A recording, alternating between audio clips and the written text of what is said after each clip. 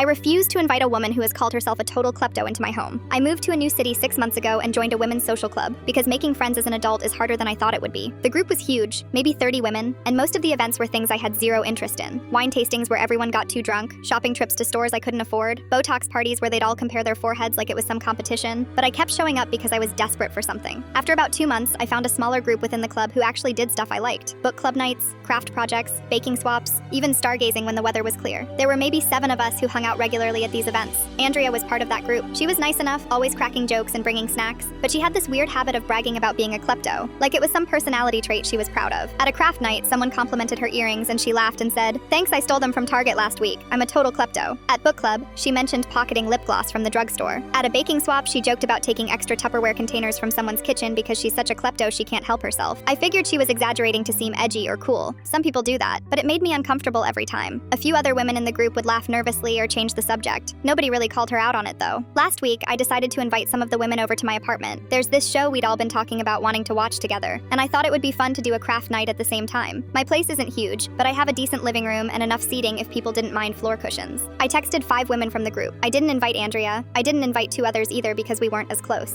I figured it would be a small, chill hangout with people I'd clicked with most. 2 days later, Andrea texted me, "Hey, are we meeting at your place Thursday?" I heard some of the girls talking about it. I stared at my phone for a while. I could have lied and said it was full, but she'd probably find out the truth anyway. So I just said, "No, sorry, I only have room for a few people." She replied immediately, "Room? Your apartment can't be that small. What's the real reason?" I thought about ignoring her, but she sent another text. "I thought we got along. Did I do something?" That's when I just said it. I'm not comfortable inviting someone who calls themselves a klepto into my home. I've worked hard for the things I have, and it would be stupid to invite you knowing you openly brag about stealing. There was a long pause. Then she replied, "Okay," very quietly, like I could hear her voice through the text. Then another message came through. "You're painting me out to be some horrible criminal when you don't even know anything about me." I didn't respond. I didn't know what else to say. She'd literally called herself a klepto at least a dozen times in front of all of us. I wasn't making it up, but her message made me second guess myself for a minute. The next day, one of the other women from the group, Felicia, texted me asking what happened. Apparently Andrea had posted something vague on Instagram about being judged unfairly. Felicia said Andrea was upset and that maybe I should apologize. I asked Felicia if she'd ever heard Andrea talk about stealing stuff. Felicia admitted she had, but said Andrea was probably joking. I said that even if she was joking, why would I risk it? Felicia went quiet after that. Thursday came and 4 women showed up at my place. We watched the show, worked on our crafts,